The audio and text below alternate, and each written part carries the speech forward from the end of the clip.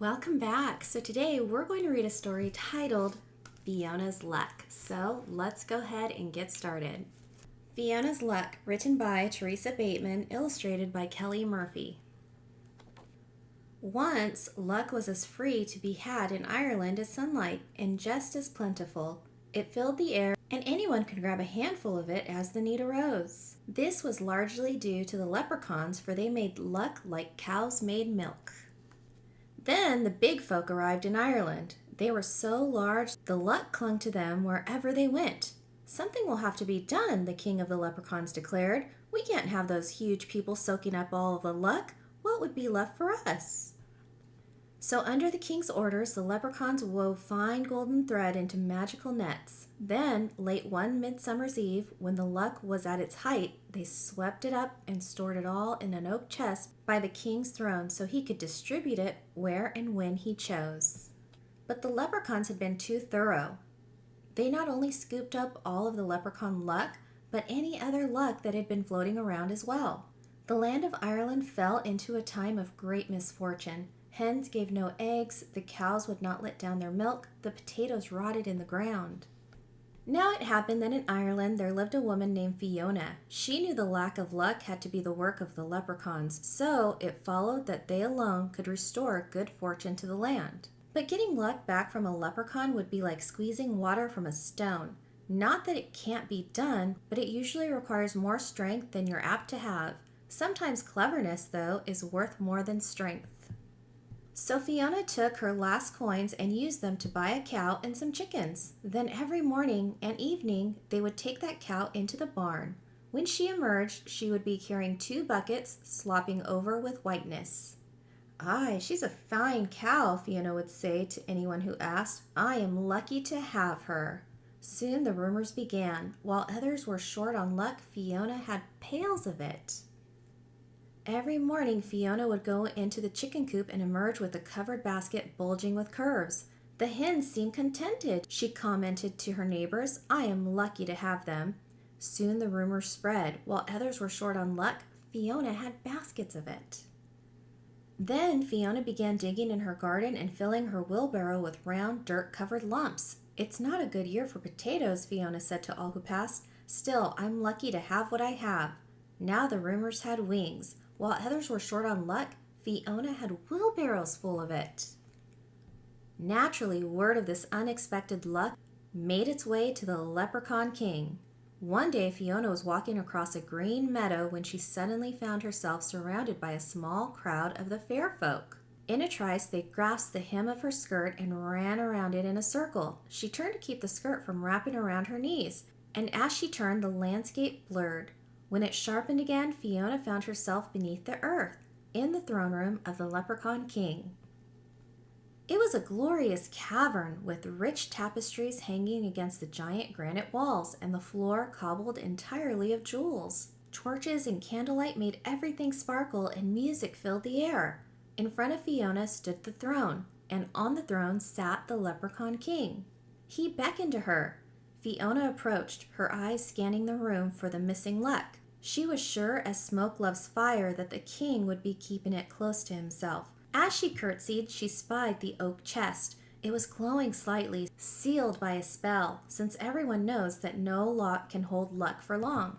"What would you be wanting of me?" Fiona asked politely. The king scowled. "Where are you getting all your luck? Who's been giving it to you, and why?" he demanded. Fiona's eyes widened in innocence.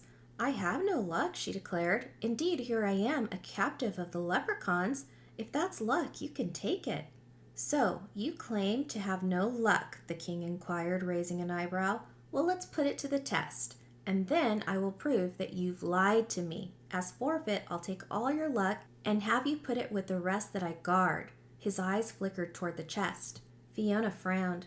"That's a sorry bargain for me," she said, "yet I know the rules. If a test is to be made, then forfeit must be paid by the loser. I haven't lied, so when I'm proved truthful, I demand a wish as your forfeit."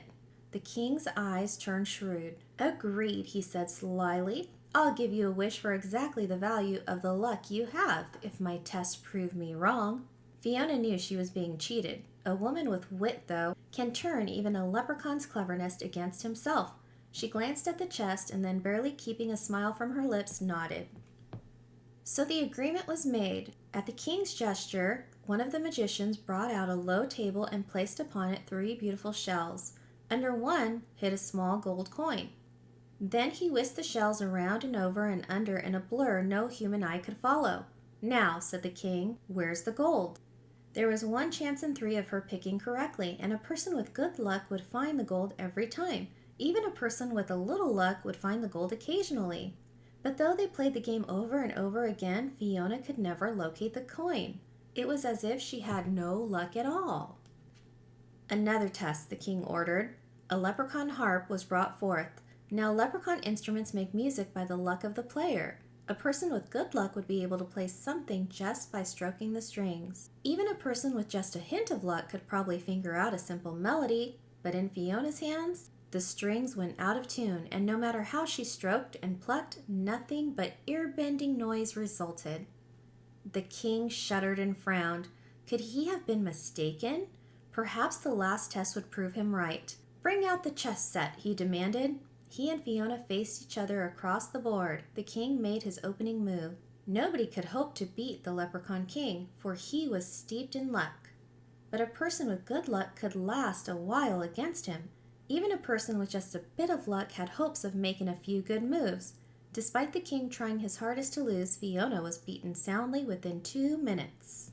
The king eyed her in amazement. You have no luck at all, he declared. But what about the milk and the eggs and the potatoes? Fiona sighed. If I fill my milk bucket with whitewash, or my egg basket with pine cones, or my wheelbarrow with dirty rocks, surely that's my own business.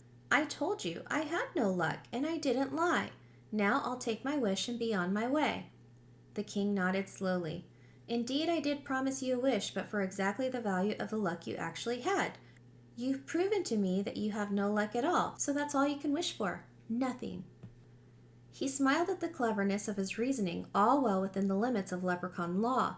Then his smile wavered, for Fiona was smiling too. So I can wish for nothing, she asked. He nodded, puzzled. Then I wish for a hole, Fiona continued. A hole is nothing after all, and that's exactly the value of my wish. I wish for a hole that will never go away, and I will wish it to be in the lid of that chest. She pointed to the chest of luck by the king's throne. The power of a wish rightfully earned is not to be denied. A hole appeared in the chest, and luck began escaping immediately. The king howled with rage, but what could he do? He had made a bargain and was forced to keep it. With an angry wave of his hand, Fiona was whirled away. When she opened her eyes, she was back in the meadow, the sun just rising over the hills. If there was an extra sparkle to the sunshine and the grass glowed greener than before, well, it was only to be expected. And that is why from that day to this, you'll always find some luck roaming free around Ireland. For the hole is still in the chest, and the king must keep his promise. But as for Fiona, well, as she herself said, luck's all well and good, but myself, I'd rather depend on my wits. And that is the end. And what a smart person Fiona is. And she helped her whole country by giving them some of that luck. So until next time, we'll see you later. Bye.